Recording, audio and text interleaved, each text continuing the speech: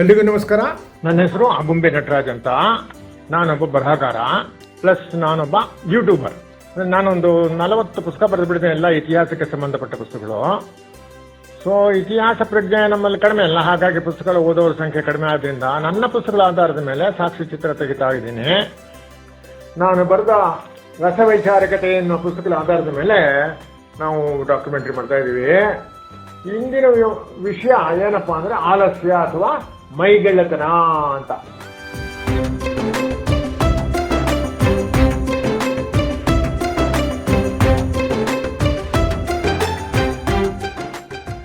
ಮೈಗೆಳ್ಳತನ ಆಲಸ್ಯ ಅದು ಮನುಷ್ಯನಿಗೆ ಶತ್ರು ಅಂತ ಎಲ್ಲರೂ ಹೇಳ್ತಾರೆ, ಅದೆಲ್ಲರಿಗೂ ಗೊತ್ತೇ ಇದೆ ವಿಷಯ. ಯಾಕೆ ಮೈಗೆಳ್ಳತನ, ಯಾಕೆ ಈ ತರ ಆಲಸ್ಯತನ ಇರ್ತದೆ ಮನುಷ್ಯನಿಗೆ ಅಂತಂದ್ರೆ, ಎಲ್ಲರೂ ಇರೋದಿಲ್ಲ, ಆದ್ರೆ ಕೆಲವರು ಇರ್ತದಲ್ಲ, ಮನುಷ್ಯ ಅಂದ್ಮೇಲೆ ಇದ್ದೇ ಇರ್ತದಲ್ಲ. ಅದಕ್ಕೆ ಕಾರಣ ಏನು ಅಂತಂದ್ರೆ, ಆ ಗುರಿಯ ಅಭಾವದಿಂದಲೇ ಮನುಷ್ಯ ಸೋಮಾರಿ ಆಗೋದಕ್ಕೆ ಕಾರಣ ಅಂತ ಹೇಳ್ತಾರೆ. ಗುರಿಯ ಅಭಾವ ಅಂದ್ರೆ ನಾನು ಮುಂದೆ ಏನ್ ಮಾಡಬೇಕು ಅನ್ನೋದು ಅವರಿಗೆ ಗೊತ್ತಿರುವುದಿಲ್ಲ. ನಾನು ಮುಂದೆ ಇಂಥದ್ದಾಗಬೇಕು ಅಂತದ್ದಾಗಬೇಕು ಅಂತ ಹೇಳಿ ಅದು ಅವನ ಗುರಿನೇ ಇರೋದಿಲ್ಲ. ಸೊ ಡ್ರಿಫ್ಟಿಂಗ್ ವುಡ್ ಇದು ಅಂತ ಹೇಳ್ತಾರಲ್ಲ, ಡ್ರಿಫ್ಟಿಂಗ್ ವುಡ್ ಅಂತ ಇಂಗ್ಲೀಷ್ ಹೇಳ್ತಾರಲ್ಲ, ಆ ತರ ಗುರಿ ಇಲ್ಲದೆ ಜೀವನ ಅನಿಸಿದ್ರೆ ಅವಾಗ ಸೋಂಬೇರಿ ಆಗೋಕ್ಕೂ ಒಂದು ಕಾರಣ ಅಂತ ಅವ್ರು ಹೇಳ್ತಾರೆ. ಜೊತೆಗೆ ಇನ್ನೊಂದು ಕನ್ನಡದಲ್ಲಿ ಫಸ್ಟ್ ಕ್ಲಾಸ್ ಗಾದೆನೇ ಇದೆ ನೋಡಿ, ಅಪ್ಪ ಹಾಕಿದ ಹಾಲು ಮರ ಅಂತ ಹೇಳಿ. ಅಂತವ್ರ ಹತ್ರ ಮಗ ಸುಮ್ಮನೆ ಕೂತ ಅಪ್ಪ ಎಲ್ಲ ಚೆನ್ನಾಗಿ ಮಾಡಿಟ್ರೆ ಮಕ್ಳು ಯಾಕೆ ದುಡಿತಾರೆ, ದುಡಿಯೋದಿಲ್ಲ. ಸೊ ಹಿಂದೆ ನಡೆದಿದ್ದು ಚನ್ನವಾಮದಲ್ಲಿ ಕತೆ ಓದಿದ್ದೆ, ಅದು ಆ ಕತೆ ಹೇಳಕ್ ಇಷ್ಟಪಡ್ತೀನಿ. ಅದು ಅದ್ಭುತವಾದ ಕತೆ. ಅದು ಏನು ಅಂದ್ರೆ, ಒಬ್ಬ ಬಡವ, ಅವನು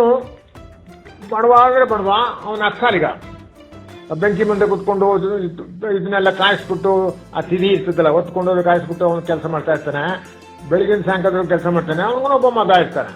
ಆ ಮಗ ನೋಡಿದ್ರೆ ಸೋಂಬೇರಿ ಆಗ್ಬಿಡ್ತಾನೆ. ಯಾಕಂದ್ರೆ ಇಬ್ರು ತಂದೆ ತಾಯಿ ಇಬ್ರು ಅವ್ನು ಚೆನ್ನಾಗಿ ಸಾಕ್ತಾರೆ. ನಮ್ಮ ತರ ಇಷ್ಟು ಕಷ್ಟಪಡೋದು ಬೇಡ, ಅವ್ನು ಓದ್ಲಿ ಬಿಡಲಿ. ಅವ್ನು ಓದ್ಲಿಲ್ಲ, ಅವ್ನು ಸೋಂಬೇರಿ ಆಗ್ಬಿಟ್ಟ. ಅಲ್ಲಿ ಇಲ್ಲಿ ತಿರ್ಕೊಂಬರೋದು, ಊಟ ಮಾಡೋದು, ಮಲಗೋದು, ಈ ತರ ಮಾಡ್ಬಿಡ್ತಾನೆ.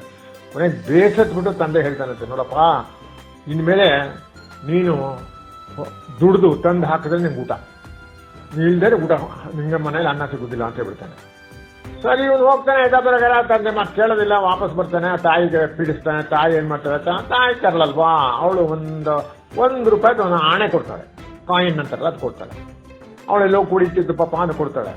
ತೊಗೊಂಡೋಗಿ ತಂದೆ ಕೊಡ್ತಾನೆ, ಇವತ್ತು ನಾನು ಇಷ್ಟೊಂದು ದುಡ್ಕೊಂಡ್ಬಂದು ನೀನು ತೊಗೊಳ್ಳೋ, 1 ರೂಪಾಯಿ ತಂದಿದ್ದೀನಿ ತಗೊಂಡು. ಅವನು 1 ರೂಪಾಯಿ ನಾನು ತಗೊಂಡೋಗಿ ಆ ಬೆಂಕಿಗೆ ಹಾಕ್ಬಿಡ್ತಾನೆ. ಬೆಂಕಿಗೆ ಸಿಗ್ತಾನೆ. ಬೆಂಕಿಗೆ ಇವ್ನು ಸುಮ್ಮನೆ ಇರ್ತಾನೆ, ನೋಡ್ತಾ ಇರ್ತಾನೆ.